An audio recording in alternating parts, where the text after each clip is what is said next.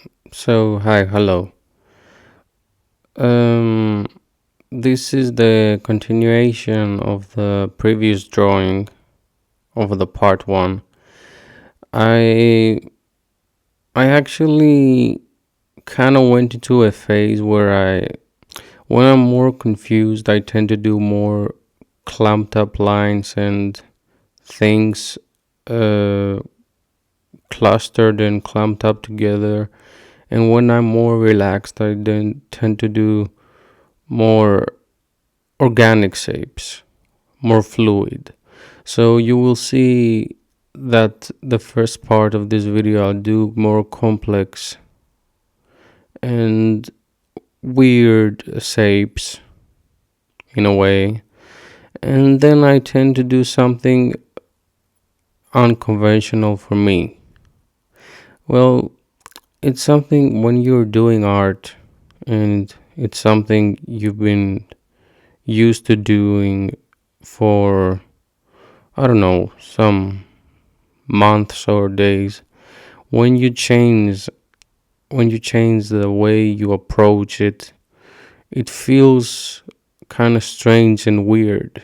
I didn't change it a lot, but I did change the way I was thinking while I was doing it. So I think that changed the outcome. But it was a good drawing. It was okay. It was like my old drawings. So that is interesting. It's like nostalgia or I don't know. I will I will look it up. I will look into it. But yeah, um, in this drawing, there is someone who's having an idea and someone who wants coffee to operate, and some other complex symbols and numbers and people laying on the ground. He's laying there like, I can't take it anymore. I don't know. He's very tired, I guess.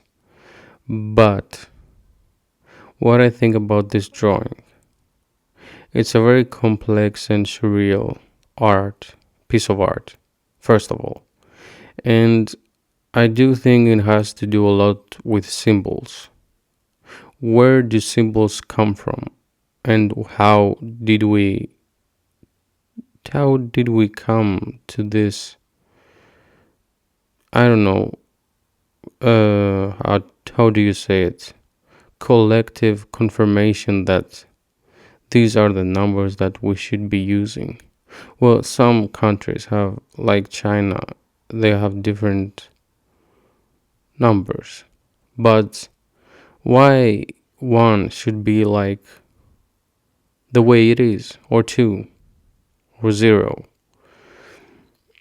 I don't know. I go way into depth when I think about this stuff. So that's what happened when I was trying to sleep, actually. I was like, how do we come up with this stuff? Like symbols, and how do we agree upon this, on words, on stuff? Who comes up with this stuff? And it's something that interests me a lot, like symbolism and a way of depicting the unknown and the miserable and the, I don't know, the weird. That is what I'm projecting here, the weird. The weird sides of ourselves that we deny and we don't want to agree that they exist sometimes, or that we tend to hide from people. So I did this drawing. I didn't complete it, unfortunately, because I didn't have the flow in a way.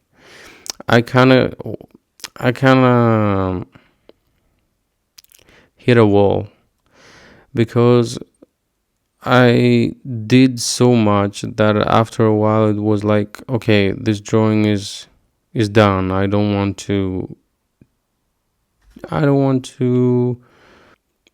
pick on it anymore.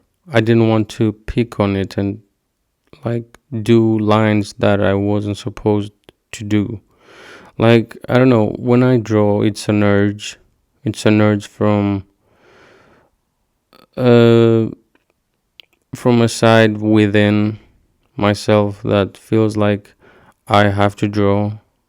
But sometimes he's like, I don't want to draw this anymore. So I decided to flip the page and I started a new drawing. And this drawing actually was, I don't want to say it was okay, because I actually didn't, I felt like it was repetitive. It was the same lines, I think. It was the same lines, not with the previous one, but with some drawings that I had made in the past. So I was like, kind of, oh, we're doing this again. I was like repetition, like, no, no, I want to experiment. So in a way, I was trying to experiment some lines, but at the same time, I was on a I was on a nostalgia mission to do things again like I used to. So yeah, it wasn't something extraterrestrial or something that I was proud of this time. But it did remind me of my roots of when I started drawing and how I expanded from that. Um, I will show you in detail the final result in the end of the video, but symbolism, the way that I have made this piece is like I used more white in a way to depict some figures.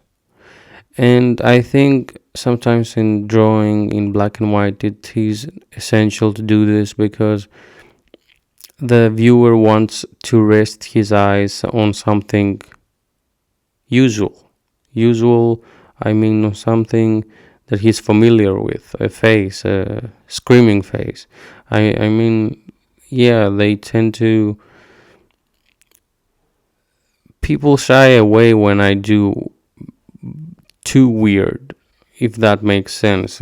If I make a drawing that is too weird, he's like, people are like, that's too dark for me. So I tend to sometimes balance it out. So this is a face who is screaming, two faces who are having a, I don't know, is this not coming out of his nose? I will fix it later, I think. I think I fixed it. But what I was saying, I am saying that doodling, especially drawing, but doodling, it comes to a phase when you doodle too much. Some intrinsic feelings of your past come out in a way that you didn't expect. And I don't think this happens with all people. I think this happened with me. And I tend to make faces, drawings that express feelings that were unexpressed for me.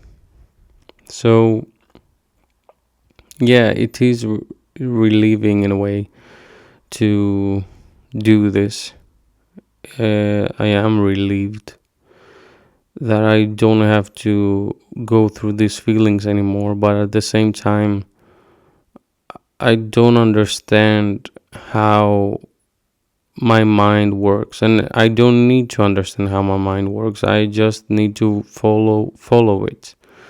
That's what I think, and I don't think anybody knows how their mind truly works. Like, thoughts come into your head and you don't know why sometimes you're thinking the things that you are thinking. Some thoughts are absurd and sometimes very insignificant, but we tend to rationalize our way of thinking by saying this is important, when in reality you will say to another person and they will look at you like you're crazy because you are familiar with it, but other people aren't familiar with your way of thinking, so it is subjective. So what I'm trying to say is everything is subjective. Take a breath, relax, watch a drawing, and yeah, this is it for this video. But in a way, take a deep breath, relax, make some lines, do some doodles. It came out okay. It came out right. It came out okay. I'm not. I'm not pouting. And this is the drawing that I didn't finish, but it's okay. And I will see what else I will do next. But I don't think I will finish it because I'm done. I don't know. Maybe I will finish it one day. Yeah, that's it. Thank you. Thank you for watching. Bye bye.